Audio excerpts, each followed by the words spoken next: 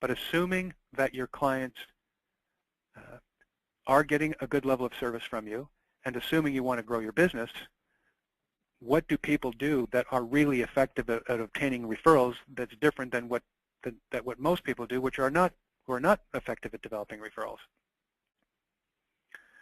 Well, one of the things that they do is they find out in advance of asking for referrals, they find out in advance who their clients know. Who do you know, but not in the context of asking for referrals. That technique we call harvesting names. They find out who their clients are connected to, and they find that out at a time that's not related to a discussion about referrals. So they know in advance who they want to be referred to. They also know in advance that their clients are willing to refer. They have evidence that their clients are willing to refer. They have evidence that their clients are willing to refer, and they know who their clients know.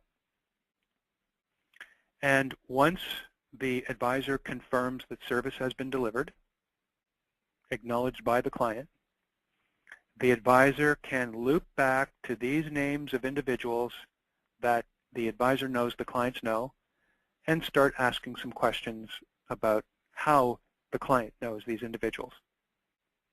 And the questions that are being asked by the advisor are really designed to find out if the client knows these people reasonably well. And number two, after the advisor knows that the client knows them really well, does the advisor want to be introduced to them? And assuming that the advisor knows, the client knows these referrals reasonably well, and that the advisor wants to be referred to them, the next step is the most important part of the referral process. And it's the most important part of the referral process because it's the place where you can find out if your clients are motivated to refer you. And I'll tell you what motivates clients to refer you. You kind of already know this, but if you don't, we'll just review it. The thing that will motivate your client to refer you is the fact that your clients are willing to help people who have problems. Your clients are willing to help people who have problems that they know and care about. I mean, if they know them, they have to care about them and to be motivated to help them. So when you get a referral, when you get an unsolicited referral, it's because there was a conversation between your client and the referral at some point in time, a conversation where a discussion of a problem that the referral had came up, and that your client knew that you could solve those problems. So maybe the referral came into money. They didn't have any money before, but now they do.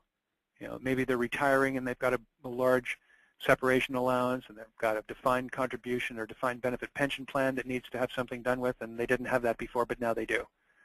Maybe they've sold a house. Maybe they've sold a business. Some event that caused money to go into motion. Now they have a problem. Your client discovers this through the conversation with the referral, and your client refers you because your client knows that you can solve this problem.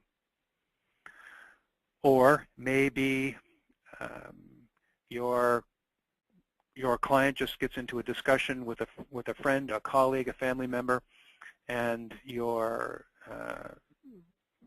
client realizes that this friend or family member really is looking for an advisor for whatever reason. Maybe they're not happy with who they're dealing with, but the net of this is that the referral reaches out, somehow discussing this, makes your client realize that they have a problem, and that's how referrals get made.